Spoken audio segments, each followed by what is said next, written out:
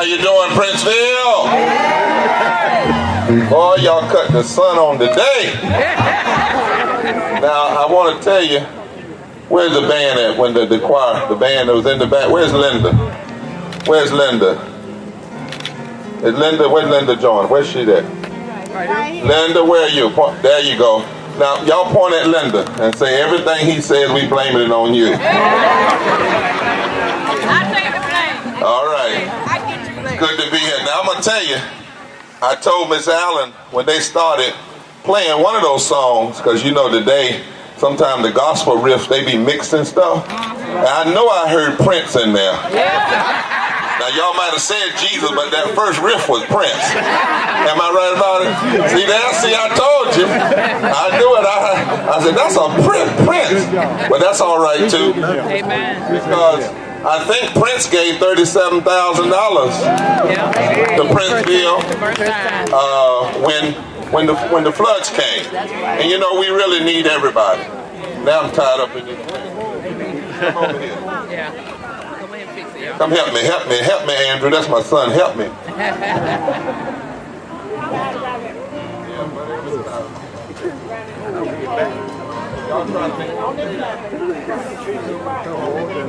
Yeah, that's what I'm talking about. Yeah, that's what I'm talking about. Good. Well, we thank God for being here today. And I told Linda, let me tell you how much my father used to bring me to Princeville when I was a kid, a young boy, just to show me the history of what people can do, free people. And I never forgot those lessons. He used to come down here, Andrea Harris, and she was there, who's been a great supporter of Princeville. My father used to meet over in Bricks, North Carolina. They were plotting back then how to be independent and how to change the state, particularly for African Americans and poor people. And I've never forgotten those lessons. It's good to be here. It really is good to be here with you today and to see people saying we will not be in despair, but we will live in hope. In fact, we will hew out, as Dr. King said, we will hew out of the mountains of this, the valleys of despair, the mountains of hope.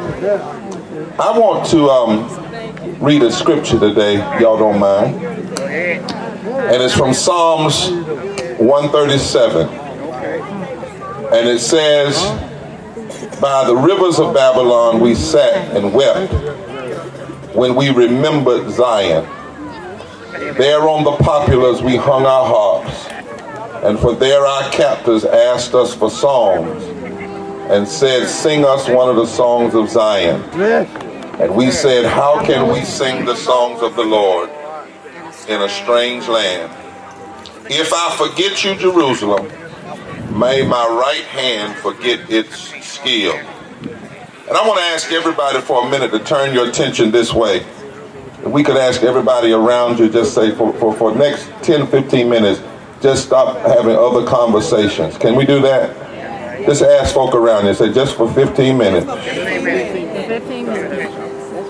Just for 15 minutes, because I will tell you that you can't be emotionally hopeful. You have to be instructed on how to be hopeful. Hope is not just a matter of emotion. I want you to hear, you've heard that scripture, but I want you to hear it again. It says, how can we sing the songs of the Lord in a strange land? If I forget you, Jerusalem, may my right hand forget its skill, and may my tongue cling to the roof of its mouth. If I do not consider Jerusalem. Now, I want to take the liberty and say, if I forget you, Princeville, may my right hand forget its skill. And I want you to know, talk about today, that to remember Princeville is to be a prisoner of hope. I want you to hear today and think for a minute that you are literally standing on holy ground, sacred ground. Now, we say that, but I want to take a moment, and maybe you all already know it, but I want to review some of the history of this ground. Because as I said, hope doesn't merely come from emotion. Hope comes from instructed hope. You have to know why you believe. The psalmist says, if I forget Jerusalem. In other words, the only way I can sing a song in a strange land is to remember. That's intellect, to remember Jerusalem, to remember what I've come through. You know, Cornel West says that hope and optimism are different. He says optimism tends to be based on the notion that there's enough evidence out there to believe things are going to get better. So it's very rational. The evidence, 1, 2, 3, 1 plus 2 is going to equal 3. But hope looks at the evidence and says it doesn't look good. See, hope is very honest. It doesn't look good, but I'm going to go beyond the evidence. And I'm going to create new possibilities based on a vision that will become contagious, so that people facing despair will become heroic. And out of their heroic actions against all the odds, even when there's no guarantee of success, that's hope. Hope is what you do when the evidence doesn't automatically make you happy. But the internal evidence drives you to be heroic in situations where other people would have quit. I want you to know that to be Princeville is to be prisoners of hope. Touch your neighbor and say, we are prisoners of hope. This very land has been imprisoned by hope. You can't help but be hopeful if you know some things. And the first thing to be a prisoner of hope in Princeville is to remember the story, the past story of Princeville. Now let us remember, the Civil War had just closed, and black people were just told, use free. They weren't given anything, money, just leave. They had built a country, 250 years of slavery. It wasn't like they got reparations. A war had happened. All of a sudden, they were just free. They didn't have full citizenship, just free.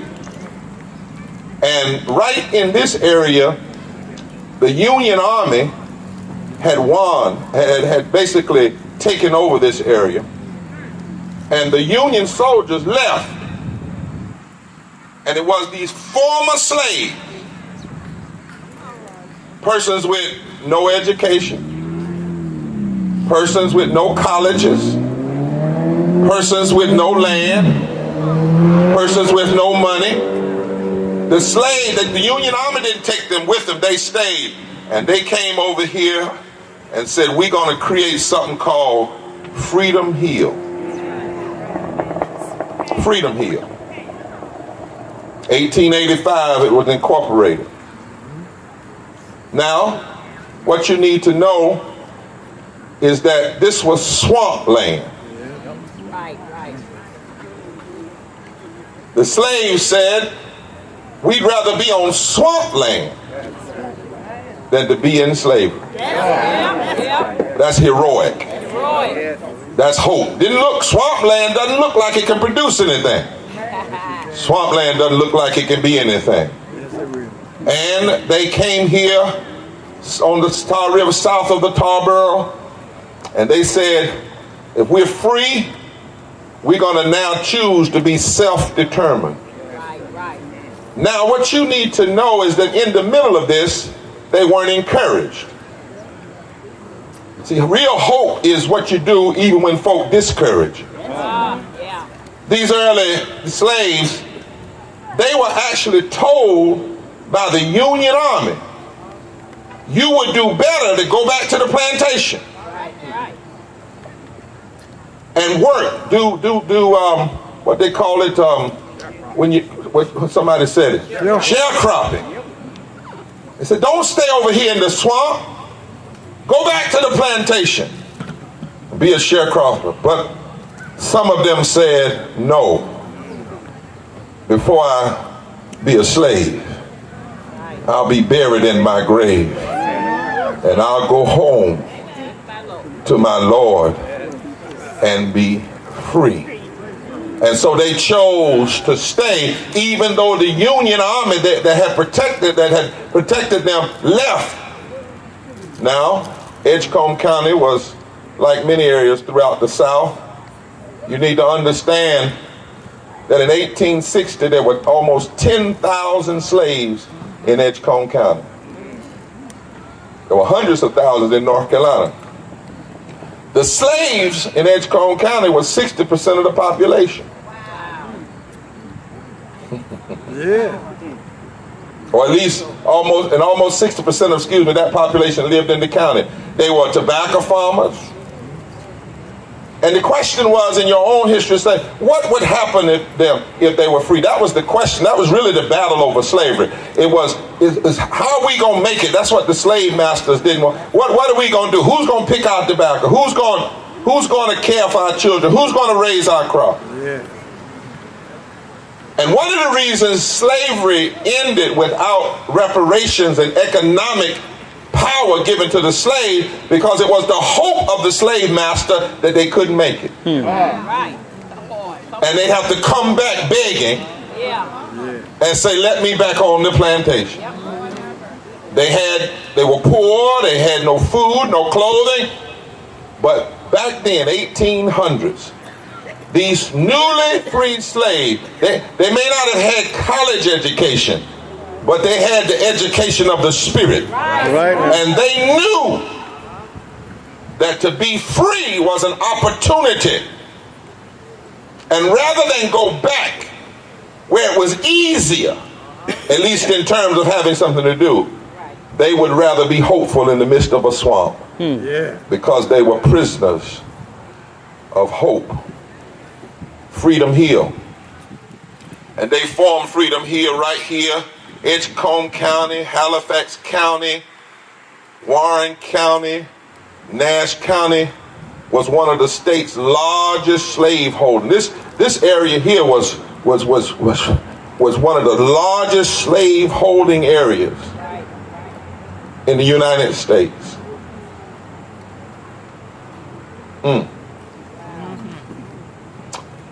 And after slavery, especially after the first 4 years, after 1872, things got bad, got bitter, got violent.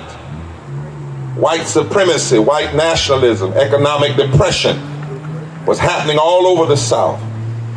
Mobs were rising up.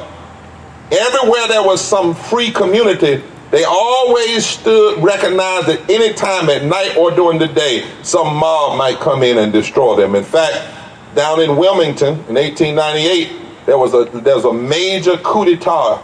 Black and white people were run out of town. Black people were killed. 3% of Wilmington was killed. Led by one of the former governors of this state, Charles B. Acott. And the white red shirts and the Klan. And why were they killed in Wilmington? Because Wilmington was 50% African American, and the wealthiest black person in the whole state was a black man in Wilmington. They killed more people on November 10th, 1898 than were killed on September 11th in New York per capita. 3% of the city was killed. And Freedom Hill, the residents here knew that this city, this community was a target too. They knew that at any time there might be a mob that would come here and try to destroy them because they dared to be free, because they dared to build their own community. And yet, they didn't turn back. 1896, the country votes as separate but equal. is the law of the land. But they didn't turn back. In fact, this was one of the stronghold areas because they registered to vote. I know everybody out here is registered to vote. You can't be on Princeville land. I would ask y'all to pull out them voting cards because you can't be in Princeville. These folk registered to vote when you could get killed for registering. Right. And they used the power of the vote. I don't know if you know this, but Princeville and Edgecombe County, with black and white people working together, progressive whites, Fusion Coalition whites, they elected 11 black men to the state legislature between 1877 and 1890. They had more people in the black men in the legislature between 1877 and 1890 than you have today. Amen. And to get elected as a political leader in 1877 was to put your life on the line. See, because in 1877 something else happened. A man got elected president who lost the popular vote.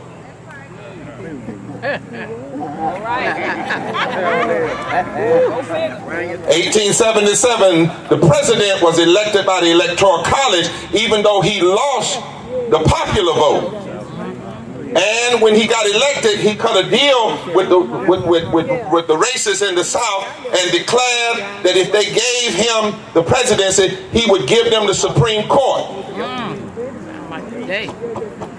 And he would roll back all of the gains between 1865 and 1877. So anytime somebody tells you we have never seen what we've seen today, just tell them they don't know what they're talking about. They don't know the history. Between 1877 and 1890 was dangerous time. And yet Princeville and Edgecombe County sent 11 black men to serve 15 terms. This was the 2nd congressional district. What they did back then is they tried to put all the black folk in one district. That's what they tried to put all of us. It's called racist gerrymandering. The same thing we just won against in the courts a few months ago. But in spite of that, James O'Hara of Newbern and Henry Plummer Cheatham of Vance County all were put into the Congress of these United States. George H. White, black man, was the last African American right in this area. He was the last African American that had been a part of whose family had been slaves to be elected to the United States Congress. He was driven out in 1901, 1902, and it took us 90 years before Eva Clayton became the next member of the United States Congress. It was dangerous. Now, Princeville never really had a mob attack, and part of it, the story is, because first of all, the other side of that is Princeville Negroes didn't play back then. I thought I'd just tell y'all that. They wasn't non-violent.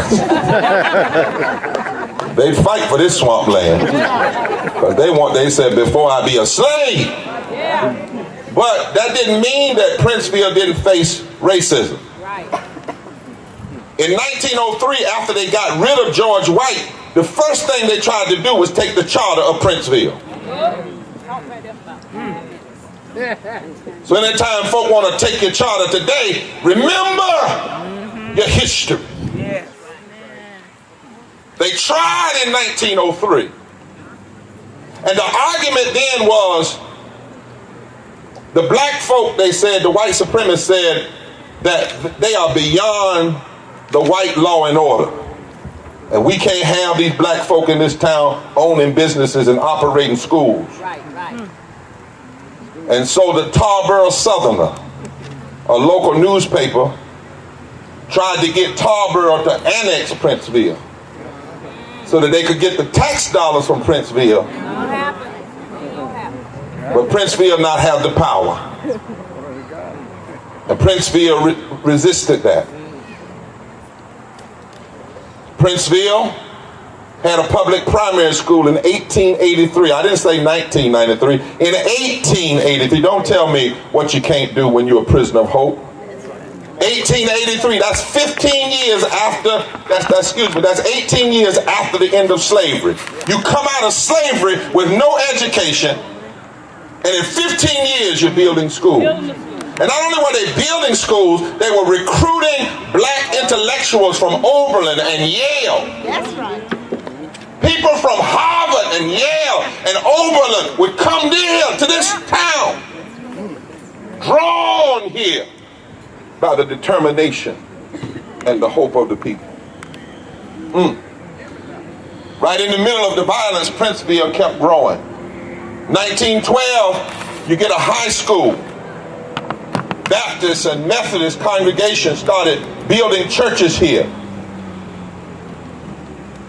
Now, Princeville always had another threat, and that was flooding.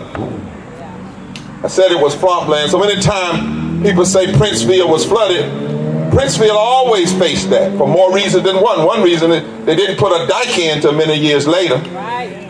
And some people say when it was built too small. But Princeville had floods in 1919, 1924, 1928, 1940, 1958. But watch what your history says. But every time they evacuated, but then they came back and rebuilt. I'm talking about they rebuilt before you had Twitter. They rebuilt before you had computers. They rebuilt before you had bulldozers. They rebuilt before you had all of those things. Listen, they rebuilt in the middle of the Great Depression. That's hope. You come back, you look at the destruction, it doesn't look good rationally, but something down inside of you says, rebuild. That's hope. That's hope. It was difficult. 1970s, Princeville got water and sewer. So, y'all hear that? Everybody around here, you can go home in that house over there and turn on the shower. From the 1800s, let's see, from the 1800s to 1970, Princeville did not have sewage and a water system. But they stayed. They stayed. Didn't have sewage or what? This is holy ground. This is a place where people defied the odds. My God. Then the town annexed around itself, increased revenue. Then there was in 1999, just before the flood, this community from a slave community, a former slave community, grew to 37 businesses, 2 auto mechanic body shops, beauty parlors, barber shop, a lawyer's office, truck stops, a restaurant, and car dealers. All of that from former slaves.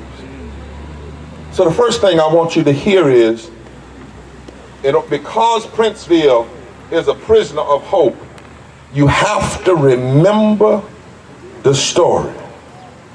You cannot do anything, you cannot hold on to your hope in this community until you know this history like the back of your hand. This is no ordinary community. This is no ordinary soil. It is necessary that this community continue, because to not continue it is to dishonor the sacrifice, the blood and the prayers of those, watch this, who went through more than you've gone through. I don't care how bad your life is right now, it ain't worse than slavery. I know that this community was flooded. I know the caskets were up out of the ground. I know that the pews in the churches, but that happened in 1999. Imagine what it was like in 1924. And if they came back then, Hope demands that we come back now. Tell your neighbor, I'm a prisoner of hope. I just can't get out of it. I'm locked in. I'm stubborn. Tell them I'm stubborn. I'm just stubborn. And you tell me what I can't do, I'm gonna try to do it anyhow. I'm a prisoner. I'm incarcerated with hope.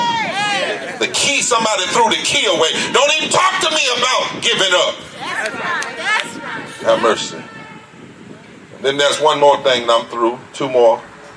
Not only must you remember the past story, but you remember the present story. Here's the reality. Yes, you were flooded. And yes, you had some trauma after the floods.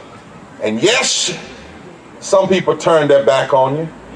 And yes, you may not have gotten all the resources you should have gotten. And yes, the water rose 23 feet. And yes, some folk gave up.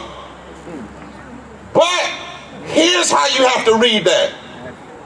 You came through the flood. You didn't hear what I said.